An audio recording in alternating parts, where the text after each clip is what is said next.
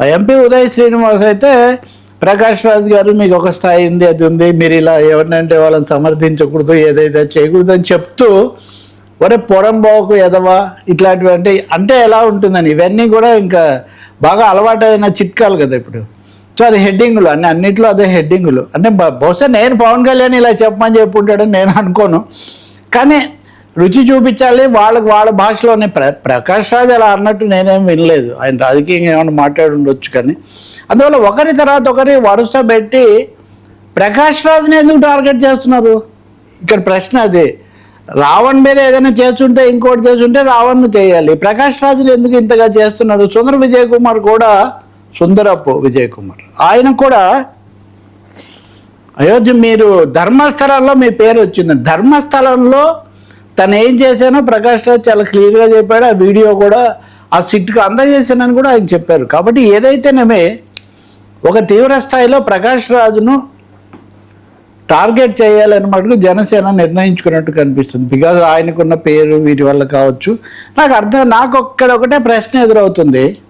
రావణ్ని arrest చేశారు, ఉపా లాంటి కఠినమైన చట్టం పెట్టారు, ఇంకెందుకు దాని గురించి మాట్లాడుతున్నారు? ఇప్పుడు రావణ్ చాలా గొప్పవాడు అని ఎవరేం చెప్పట్లేదే. ఉపా చట్టం వేరే వాళ్ళ మీద పెట్టకండి, అది నిరంకుశమైందని చెప్తున్నారు, అంతే కదా. కాబట్టి ఇక్కడ ఎవ్వరూ రావణ్ను సమర్థించడం లేదు, ఉపా చట్టాన్ని వ్యతిరేకిస్తున్నారు. ఈ రెండింటికి మధ్యలో తేడా జనసేన నాయకులైనా ఇతరులైనా కానీ గుర్తించడం చాలా అవసరం. ఇప్పుడు రఘురామకృష్ణరాజును లాకప్లో పెట్టి కొడితే ఎలా ఖండించారో, లేకపోతే పవన్ కళ్యాణ్ విశాఖపట్నంలో అరెస్టులు చేస్తే ఎలా అరెస్ట్ కాదు లాడ్జీలో నిర్బంధిస్తే ఎలా ఖండించారో ఇప్పుడు కూడా అలాగే ఖండిస్తున్నారు. కాబట్టి మీరు అధికారంలో ఉండొచ్చు, ప్రతిపక్షంలో ఉండొచ్చు, కానీ మాట్లాడే వాళ్ళందరికీ అవేం లేవు. అలాగే ఇంకొకటి వీళ్ళు సవాళ్ళు ప్రకాష్ రాజుకి అప్పుడేమయ్యావు ఇప్పుడేమయ్యావు. మొదటిదేమో ఎవరు ఎప్పుడు ఏం మాట్లాడారో తెలియాలంటే టీవీల దగ్గర లేకపోతే ఆ ఫీడ్ తీసుకుంటే తెలుస్తుంది మాట్లాడారో లేదో. రెండోది ప్రతి వాళ్ళు ప్రతిసారి మాట్లాడకపోతే ఉద్దేశాలు ఉన్నాయని ఆరోపించడం కూడా సాధ్యం కదా. అలా అయితే పవన్ కళ్యాణ్ ప్రతిసారి మాట్లాడారు అంటే ఏం చెప్తారు? సుందరపు విజయ్ కుమార్ గారో లేకపోతే ఉదయ్ శ్రీనివాసో ప్రతి దాని మీద మాట్లాడారంటే ఏం చెప్తారు? ఇరాన్ మీద అమెరికా దాడిని నేను ఖండించారు, మీరు ఖండించారంటే మీరు ఏం చెప్తారు? సో మీ దృష్టికోణాన్ని బట్టి ఉంటుంది. మీరు అమెరికా దాడిని దుర్మార్గాన్ని చాలామంది ఖండించలేదా? భారతదేశం కూడా తటస్థంగా వ్యవహరించలేదా? లేదా మధ్యలో కాస్త విన్యాసాలు చేయలేదా? మీరు ఖండించలేదే, మరి అసలు ఆ పేరే ఎత్తుకోలేదే. కొన్ని విషయాల్లో అయితే గతంలో 2019 నాడు ఖండించడం ఇప్పుడు ఖండించడం లేదే. అప్పుడు హోదా అడిగారు, ఇప్పుడు అడగడం లేదు. ఏం చెప్తారు దీనికి? అందువల్ల ఆయనేం రాజకీయాల్లో కాదు, పైగా సినిమా నటుడు. సో నేను అనుకుంటాను సాగతీత దీని నుంచి బయటికి రావడానికి ప్రయత్నించాలి, కానీ దీని లోపలికి ఇంకా పోవడానికి ప్రయత్నించడం వల్ల మటుకు ఉపయోగం లేదు. నాకు ఒకటైతే అనిపిస్తుంది, ఇవి కేవలం రావణ్ మీద ప్రకాష్ రాజ్ మీద కాకపోవచ్చు, కూటమిలో కూడా కొన్ని అంతర్గత అంశాలు సమస్యలు వీటి వల్ల కూడా ఈ వేడి పెంచుతూ ఉండాలి అని మటుకు ఒకటి అనిపిస్తుంది. కూటమిలో సంగతి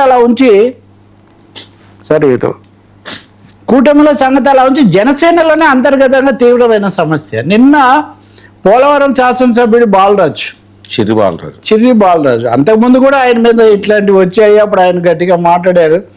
ఇప్పుడు ఆయన భార్య సతీష్ అని ఎవరో ఆమెను విమర్శిస్తూ, వాళ్ళిద్దరు ఒకటే, ఈ సతీష్ అని ఆయన ఆమెను విమర్శించారట. ఆమె మనుషులను పంపితే వాళ్ళు ఏమో క్షమాపణ చెప్తామని ఇక్కడికి కాదు అక్కడికి వచ్చి చెప్పమన్నారు, ఇంత లోపల మీద పడి కొట్టారు. ఇదంతా ఇలాంటి ఘటనలు 2-3 జనసేన వైపు నుంచి వినిపిస్తున్నాయి. సో అనేక కారణాల వల్ల పవన్ కళ్యాణ్ కొంచెం సేనను లైన్లో పెట్టాలి, గట్టిగా పెట్టాలని భావిస్తున్నట్టుగా మటుకు కనిపిస్తుంది. అది ప్రజా సమస్యల మీద మాట్లాడడం ద్వారా ఇట్లాంటి వాటి ద్వారా వస్తుంది తప్ప ఈ సనాతనము అనే దాని మీదే వెళ్తూ ఎంతవరకు వెళ్ళారంటే విజయ్ కుమార్ అంటే విన్నాను కాబట్టి ఇప్పుడే చెప్తున్నా. మీరు దేశభక్తి లేని వాళ్ళే పవన్ కళ్యాణ్ విమర్శిస్తారంట. పవన్ను విమర్శించేవాళ్ళు లేకపోతే జగన్ను విమర్శించేవాళ్ళు చంద్రబాబుని విమర్శించేవాళ్ళు ఇప్పుడు మోడీని విమర్శిస్తే దేశద్రోహమే అన్న స్థాయిలో కేసులు పెడుతున్నట్టే తయారైంది ఇప్పుడు జనసేన పరిస్థితి కూడా. మరీ అంత ఏకపక్షంగా వెళ్ళటం మటుకు ప్రజాస్వామ్యంలో చెల్లుబాటు కాదు. ఎవరి రాజకీయాలు వాళ్ళకుంటాయి, ఎవరి విధానాలు ఎవరి ఆలోచనలు వాళ్ళకుంటాయి. మీ విధానాలే ఇప్పుడు 30 రకాలుగా మారాయి. మదర్ థెరెసా జ్యోతిబా ఫులే బొమ్మలు పెట్టుకున్నప్పుడు చెగువేరా బొమ్మలు పెట్టుకున్నప్పుడు, వీర సావర్కర్ బొమ్మలు పెట్టుకున్నప్పుడు, పెట్టుకోకపోయినా మాట్లాడినప్పుడు ఎప్పుడు ఒకటే ఉన్నాయి, ఆమె ఆలోచనలు లేవు కదా. కాబట్టి ఇంకా మూడోది, ప్రకాష్ రాజును పోరం పోకని అదేనేదని అలాంటి మాటలతో పార్లమెంట్ సభ్యులు మాట్లాడడం కూడా ఏమాత్రం వాళ్ళు చెప్తున్న దానికి పూర్తి విరుద్ధంగా ఉంది. ఒకవైపు ఏమో దూషణలు, తిట్లు వద్దు అని చెప్పుకుంటూ, నేను అలా తిట్టానా, వర్మ గారు బ్లూ చొక్కా వేసుకున్నాడని నేను చెప్పాను అన్నట్టుగా ఉంటుంది. ఇప్పుడు దాదాపు అదే, లేదనుకుంటే అదే అంటున్నారు. సార్ వైసీపీ ట్రాప్ అయితే పవన్ కళ్యాణ్ ఆరోగ్యంగా ఆయన 2 నెలల పాటు వరుసగా ఈ ప్రభుత్వ కార్యక్రమాలు వీటన్నిటితో చాలా ఇదయ్యారు. ఆ భుజం సమస్య కూడా ఎక్కువగా ఉంది అంటున్నారు. కాబట్టి ఆరోగ్యంగా రావాలని అందరూ కోరుకుంటారు. ఈ ఒత్తిడి, అది రాజకీయ ఒత్తిడి, భౌతిక ఒత్తిడి, సినిమాల ఒత్తిడి, ఏదైనా సరే దాని నుంచి కొంచెం ఉపశమనం లభించాలని కూడా భావిస్తారు. Sir YCP trap